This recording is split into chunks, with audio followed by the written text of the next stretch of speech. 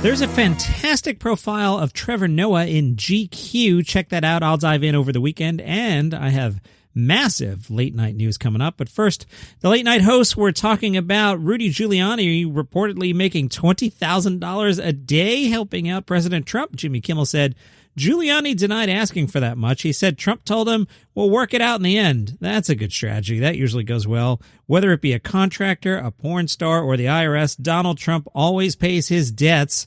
Kimmel said, I guess this explains why Trump has been passing the MAGA hat around, asking his fans to donate to his legal defense fund. Fallon said, I wouldn't hire Rudy Giuliani if he paid me $20,000 a day. Fallon said Trump's campaign was like, if we can afford that, we'd have hired a real lawyer. And Fallon said, I'm excited when Trump doesn't pay, and then he hires Rudy Giuliani to sue Rudy Giuliani. Conan O'Brien will end his self-titled TBS late-night show Conan in June of 21. This from Variety, but don't worry. He has signed a deal with HBO Max for a new weekly variety series. Also, Conan Without Borders will continue to air on TBS heading forward. Conan said about this new HBO Max deal, he said, in '93, Johnny Carson gave me the best advice of my career, and he said, as soon as possible, get to a streaming platform. O'Brien said, I'm thrilled that I get to continue to doing whatever the hell it is I do on HBO Max, and I look forward to a free subscription. Variety reminds us that O'Brien came to TBS in 2010 from NBC. Conan hosted Late Night with Conan O'Brien for 15 years. Then he was tapped to take over The Tonight Show from Jay Leno. And then you may remember the whole thing where they wanted to move the Jay Leno show from 10 o'clock to 11:30 and push The Tonight Show to 12:05. And O'Brien quit the show rather than, quote, participate in what I honestly believe will be its destruction. A suit for TBS said, 28 years is a monumental achievement in late-night television. We're incredibly proud of the groundbreaking work that Conan and his team have accomplished during the 10 years at TBS and are so glad we'll continue to have his presence on our air with Conan Without Borders specials. We wish him success. That's nice. No details yet in the upcoming show, but an HBO suit says Conan's unique brand of energetic, relatable, and at times absurdist comedy have charmed late-night audiences for nearly 3 decades. We can't wait to see what he and the rest of Team Coco will dream up for this brand new variety format each week. Did you watch the Kevin Hart special on Netflix? It is not getting good reviews. The Guardian gave it 2 stars. They wrote, it's my effing household, I'm not holding back. That's the conceit of Kevin Hart's latest special. It promises a combative response to the cancel culture that led Hart to step down after that whole homophobia Oscars thing Kevin was involved with a few years back. But no such response materializes, nor does Hart convince as a man who gives 0 Fs. Also, so I'm not saying the word because the advertisers asked that I don't, and I like money. But some have pointed out that the special is called 0 Fs to give, and they have crossed out the word Fs, so maybe there's 1 F to give? I openly give an F. I like my advertising. The Guardian says, he seems bruised for one by the brickbats. His reason for staying housebound is that there's people out there and the cat's out of the bag. I don't like people anymore.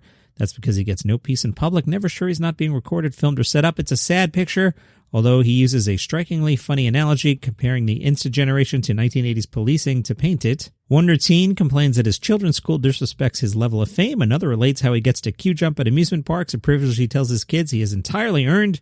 Vulture called it an elaborate, desperate display of neediness for exactly the same reason that Hart can pull off a COVID-era special in his own home and turn it into a Netflix special. He's also the kind of celebrity who doesn't have to do any of this. And The Independent says many have expressed their boredom while watching the special via unimpressed reaction GIFs and tweets. One person wrote, it's been like 20 to 30 minutes and I haven't laughed yet. Maybe they were watching Sarah Cooper's special. Did I say that out loud? Another said apparently Kevin Hart stand-ups aren't funny anymore. Many said they were forced to turn it off due to extreme disappointment. Tonight is In Stitches, a Night of Laughs with WhitneyCummings and Friends, a live virtual comedy special. It benefits the Hydrocephalus Association, an organization helping research a brain disease that affects 1 to 2 out of every 1,000 babies born in the U.S. Cummings says, I just feel like babies at least deserve to grow up. If you F up your life, it's on you, but you should get a fair shot out of the gate. Whitney will be on the special, of course. Also, up-and-coming comics like Kurt Braunohler. Is he still up-and-coming? I like him a lot. I guess he's not famous. I don't know if he's up-and-coming. Up-and-coming comics like Kurt Braunohler, Chris Estrada, Dan Levy, Esther Povitsky. Also, special appearances from Neil Patrick Harris and Meghan Trainor. Is Meghan Trainor more famous than Kurt Braunohler? I guess. I don't know. It'll be filmed in the backyard of Cummings' home in Topanga, California, where she's been hosting a number of socially distanced comedy sets, and she's got twin pit bulls, one of which is named Mona. Whitney says, I think a lot of charities are scams. It's a hot take. Gonna get me canceled, but babies and dogs is a no-brainer. I really wanted to put people on the show that were warm, positive comedians. And at this time in the news, everything in the news is so cynical. I almost think the edgiest thing you can do is be hopeful and positive. People just want to watch The Floor is Lava. I am going to Google Meghan Trainor because is she really more popular than Kurt Braunohler? Meghan Trainor, IMDb. Let's see. Meghan Trainor is a Grammy-winning award pop singer known for such smash hits as Lips Are Moving and All About That Bass. So she's not the comedian. I was thinking she is. I have no idea who Meghan Trainor is. You guys are like, Meghan Trainor is super popular. I'm like, who's comedian Meghan Trainor? But she's not a comedian at all. I'm an idiot. I'm leaving it in. Sarah Silverman is on Conan O'Brien tonight at 11 on TBS. Enjoy Conan on TBS while I still can. Mark Maron on The Late Late Show with James Corden at 12:30. You can follow the podcast on Spotify. I'm seeing more and more people doing that. You can also subscribe on Apple Podcasts. And, wherever else you get your pods, and I'll see you tomorrow. Leaving it in, Meghan Trainor. I'm back. I figured it out. I was thinking of Megan Gailey.